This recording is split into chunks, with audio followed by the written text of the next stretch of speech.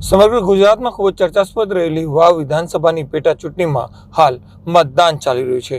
લોકશાહીના આ મહાપર્વમાં મતદાતા જેને પસંદ કરે તે જ આખરે ધારાસભ્ય બનતો હોય છે. ત્યારે આપણી સાથે આ ચૂંટણીના ઉમેદવાર કોંગ્રેસના ઉમેદવાર એવા ગુલાબસિંહ રાજપૂત છે. તેમની સાથે વાતચીત કરીએ.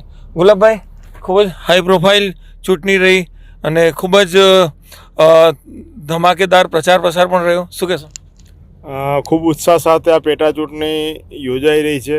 દિવાળીનો સમય હતો, તેમ છતાં પણ લોકોએ ખૂબ મિટિંગોમાં તેમજ સમર્થન આપ્યું, આશીર્વાદ આપ્યો, સામાજિક આગેવાનો આશીર્વાદ આપ્યા અને એના જ ભાગરૂપે આજે જ્યારે મતદાન થઈ રહ્યું છે તો અમને વિશ્વાસ છે કે 100% અહીંયા કોંગ્રેસ પાર્ટી જીતશે.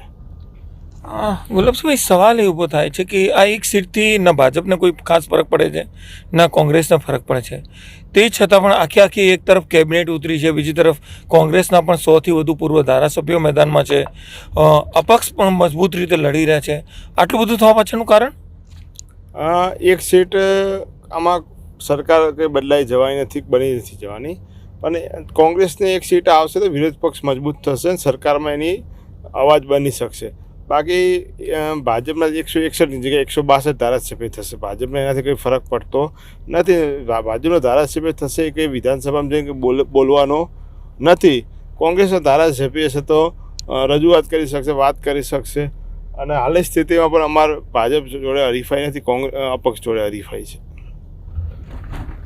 એક તરફ કોંગ્રેસના દિગ્ગજ નેતાઓ આક્ષેપ કરી રહ્યા છે કે માવજીભાઈ તો એક કોંગ્રેસની યોજનાનો એક ભાગ છે, બીજી બાજુ કોંગ્રેસ પણ ક્યાંય માવજીભાઈ પર સીધો પ્રહાર કરતી નથી જોવા મળતી. શું એક રણનીતિનો હિસ્સો છે?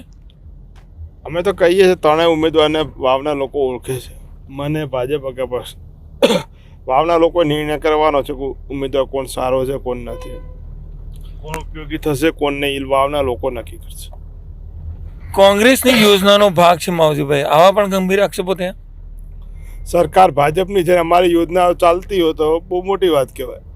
અપક્ષ ઊભા રાખવા એ ભાજપ નક્કી કરે. ક્યાંક ને ક્યાંક ભાજપના નેતાઓનું પીઠબળ હશે ત્યારે જ અપક્ષ ઊભા રહે. માવજીભાઈ, કોઈ ચૂંટણી એવી નથી કે 30,000થી ઓછા વોટ લાવે. એ જેટલા પણ વોટ લાવશે શું લાગે છે એમાં કોંગ્રેસને કોઈક નુકસાન છે? દેખો, નુકસાન તો બંને બાજુનું હોય, કોંગ્રેસને પણ ભાજપને.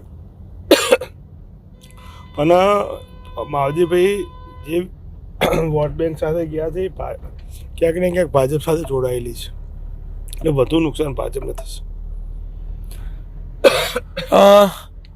છેલ્લો પ્રશ્ન, આટલો પ્રચાર થઈ રહ્યો છે, આજે મતદાન પણ છે, આપ પોતે પણ ગામે ગામ ફરી રહ્યા છો, કેવો માહોલ લાગી રહ્યો છે અને કેટલું વોટિંગ થાય એવો અંદાજ છે?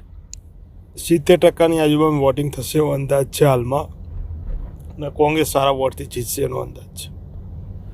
તો નિશ્ચિતપણે આ હતા ગુલાબસિંહ રાજપૂત, જેઓ સ્પષ્ટપણે પોતાની જીતનો વિશ્વાસ વ્યક્ત કરી રહ્યા છે. સાથે સાથે એ પણ જણાવી રહ્યા છે કે જે અપક્ષ ઉમેદવાર છે તેનાથી જે નુકસાન થશે એ બંનેને થઈ શકે છે, પરંતુ અંતે જીત તો કોંગ્રેસની થશે. સહયોગી દિનેશ રાણા સાથે સરફરાઝ નાગોરી, રખેવાળ પ્લસ માટે.